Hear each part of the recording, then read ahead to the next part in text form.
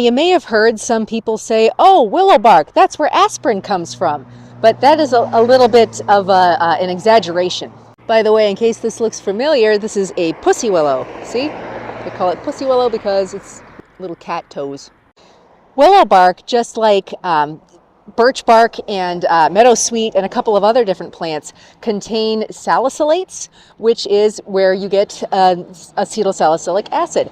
And it's not nearly as strong as salicylic acid that you would get from an aspirin tablet. It actually would take probably somewhere along the lines of like 2 or 3 cups worth of a decoction of willow bark just to get the same amount as in a baby aspirin.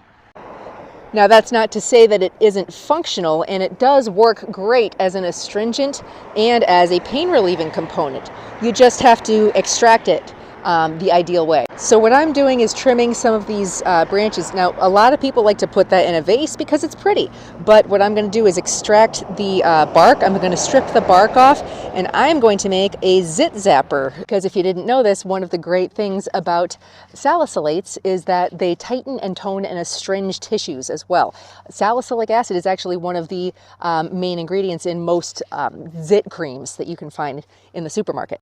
So what you want to do is take a sharp knife and just scrape the bark off. Usually helps if you go against the grain like this.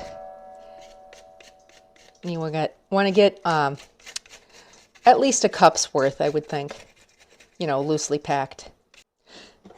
I want to mention that you're trying to get down to the cambium layer, so you want to scrape down far enough that the wood underneath, the white looking wood underneath, comes out. And it's okay to put these little pussy willow bits in the end product here. We're just going to infuse it.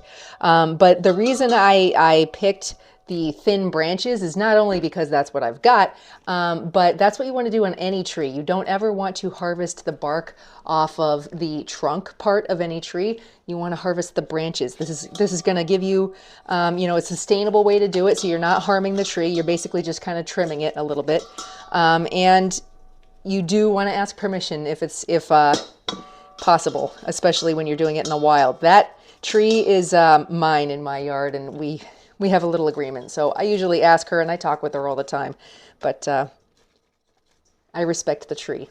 We're going to shove all this bark into this jar and fill it up. Loosely packed. It's not super tightly packed here. And I don't mind if I get some of those pussy willow buds in there. It's fine. Not going to hurt anything. This is my own wild-crafted witch hazel bark extraction. It's approximately a 1 to 6 extraction decoction, then mixed with about 190 proof alcohol. So I can explain that. I show you how to make this in my Remedies from Nature online class, but we're going to take this undiluted and pour that into the glass jar with the willow bark to create, again, the zit zapper concoction.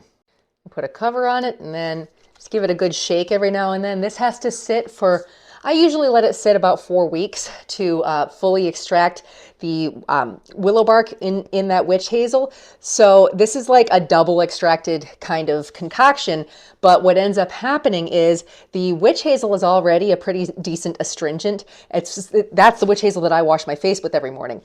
In addition to that, we're adding the salicylic acid component of the willow bark. So that's going to tighten and astringe and basically help get rid of the zits and pimples that pop up on your face. This stuff works really, really well, and it's just made from nature. So, no harmful chemicals here.